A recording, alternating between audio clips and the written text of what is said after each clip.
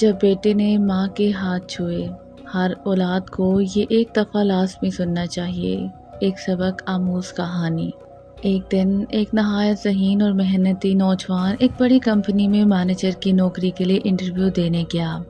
اس نے تحریری امتحان بھی بہترین انداز میں پاس کیا اور گروپ انٹرویو میں بھی وہ کامیاب ہو گیا۔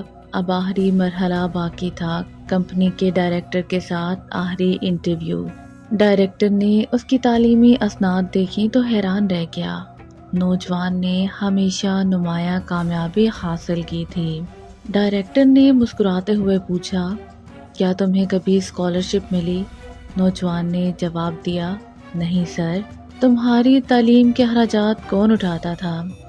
میرے والد کا انتقال اس وقت ہو گیا تھا جب میں صرف 3 سال کا تھا۔ میری والدہ میری تعلیم کا خرچ اٹھاتی تھیں۔ وہ کیا کام کرتی تھیں؟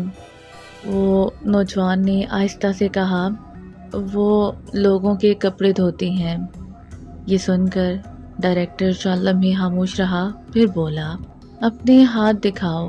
نوجوان نے اپنے نرم اور ملائم ہاتھ آگے بڑھا دیے۔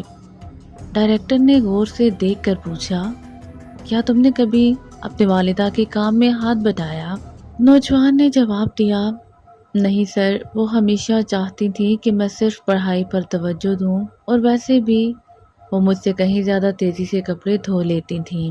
ڈائریکٹر نے کرسی سے ہلکا سا جھکتے ہوئے کہا، آج گھر جا کر اپنے والدہ کے ہاتھ اپنے ہاتھوں سے دھونا، پھر کل مجھ سے ملنے آنا۔ نوجوان خوش تھا کہ شاید اسے نوکری ملنے والی ہے۔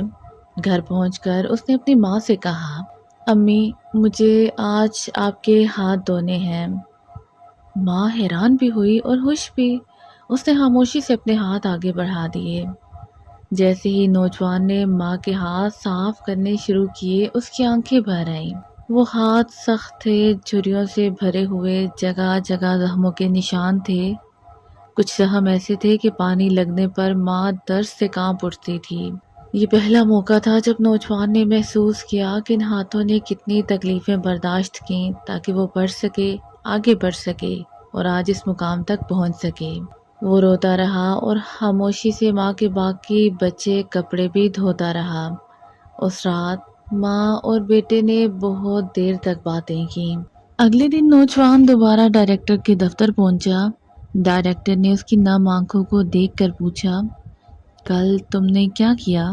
نوجوان نے جواب دیا، میں نے اپنی ماں کے ہاتھ دھوئے اور باقی کپڑے بھی۔